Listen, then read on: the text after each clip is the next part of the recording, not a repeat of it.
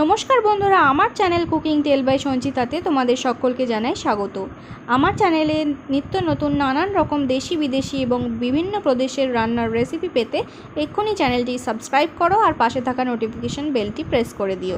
আজকে আমার recipe mango cake বা আমের কেক। এটা আমি ডিম ছাড়া, কোনো ওভেন ছাড়া বাড়িতে তৈরি করেছি। বাড়িতে যা জিনিস আছে তাই দিয়েই তৈরি করেছি। তো এইটা অবশ্যই তোমরা একবার ট্রাই করো। তো চলো দেরি না করে কেকের রেসিপিটা শুরু করা যাক। সবার প্রথমে আমি হোমমেড ওভেন তৈরি করে নেব। তার জন্য একটু বড় সাইজের ডিপ বটম কড়া নিয়ে নিয়েছি, বা তোমরা যে কোনো পাত্রই নিতে পারো। তার মধ্যে আমি প্রথমে একটু নুনের লেয়ার দিয়ে দিলাম, অল্প করে নুন বিছিয়ে দিয়েছি নিচেটায়, দিয়ে তার উপরে একটা স্ট্যান্ড বসিয়ে আমি এটার পাত্রটা ঢাকা দিয়ে দিলাম। ঢাকায় একটি ছিদ্র আছে, সেটা আমি একটা কাগজের টুকরো দিয়ে আটকে দেব, বন্ধ করে দেব। এবারে গ্যাসটাকে অন করে এটা মিডিয়াম টু হাই ফ্লেমে 10 মিনিট প্রিহিট করতে দেব। তাহলে আমাদের হোমমেড ওভেন তৈরি হয়ে গেল। এবারে আমি কেক টিন বা কেক মোল্ড গ্রিজ করে নেব। তার জন্য একটা টিফিন বক্স নিয়েছি বড় সাইজের, এটাই আমি ব্যবহার করি কেক তৈরি করার জন্য। এর মধ্যে 1/2 টিস্পুন থেকে 1 টিস্পুন মতো সাদা তেল দিয়ে আমি ভালোভাবে ব্রাশ করে নিচ্ছি পুরো টিনটার গায়ে, খুব ভালোভাবে ব্রাশ করে নিচ্ছি। তারপরে এর মধ্যে একটা গোল শেপের পার্চমেন্ট পেপার বা বাটার পেপার দিয়ে দিচ্ছি নিচে। তোমরা যদি পার্চমেন্ট পেপার বাড়িতে না থাকে তাহলে একটুখানি ময়দা দিয়ে ভালোভাবে লাগিয়ে নেবে কেক টিনের গায়ে। কেক মোল্ড তৈরি হয়ে গেছে, ওভেনও ওখানে সেট হয়ে গেছে। এবার আমি ব্যাটারটা তৈরি করব। তার জন্য এখানে 1 কাপ মতো গুঁড়ো চিনি নিয়ে নিয়েছি। 1 কাপ গুঁড়ো চিনির সাথে 1/2 কাপ সাদা তেল নিয়েছি। তোমরা সাদা তেলের ক্ষেত্রে সয়াবিন তেল বা সানফ্লাওয়ার তেল, যে কোনো তেল ব্যবহার করতে পারো। খুব ভালোভাবে মিশিয়ে নিচ্ছি একবার। আমি একটা হুইস্কার ব্যবহার করছি, তোমাদের কাছে হুইস্কার না থাকলে কাঁটা চামচ দিয়েও করতে পারবে। এবার এর মধ্যে আমি 2 থেকে 3 ড্রপ ভ্যানিলা এসেন্স দিয়ে দিলাম। তোমাদের কাছে যদি ভ্যানিলা এসেন্স না থাকে তাহলে কোনো ব্যাপার না, এটা একদমই অপশনাল। ভালোভাবে মিশিয়ে নিয়েছি। এবার এর মধ্যে আমি দুধ দিচ্ছি। আমি এখানে 1 কাপ দুধ নিয়েছি, বাট আমি পুরোটা একসঙ্গে দেব না।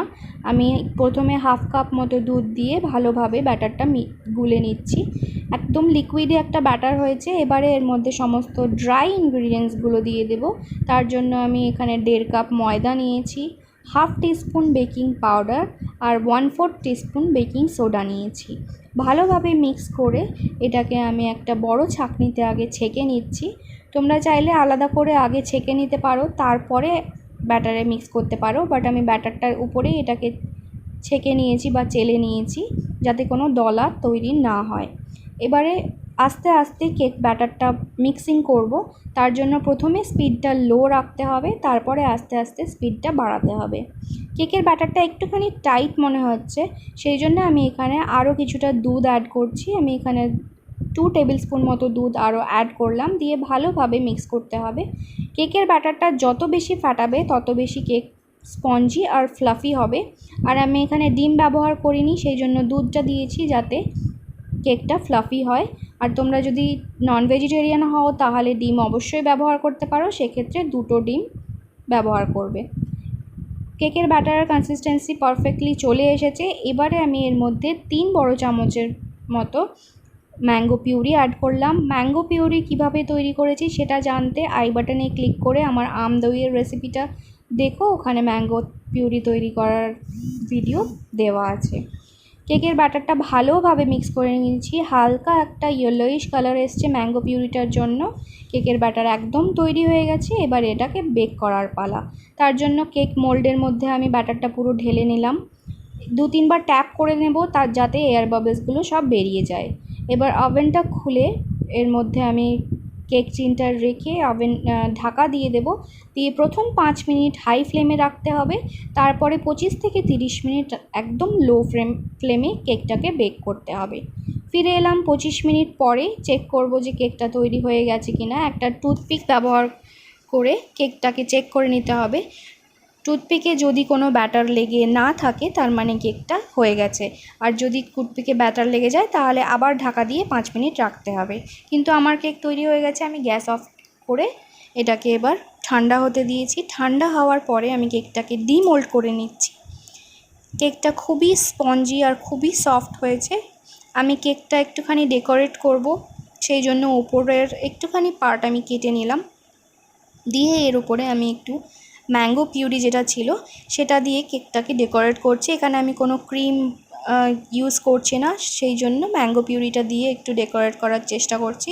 ম্যাঙ্গো পিউরিটা পুরো কেকের উপরে স্প্রেড করে দিয়েছি ভালোভাবে।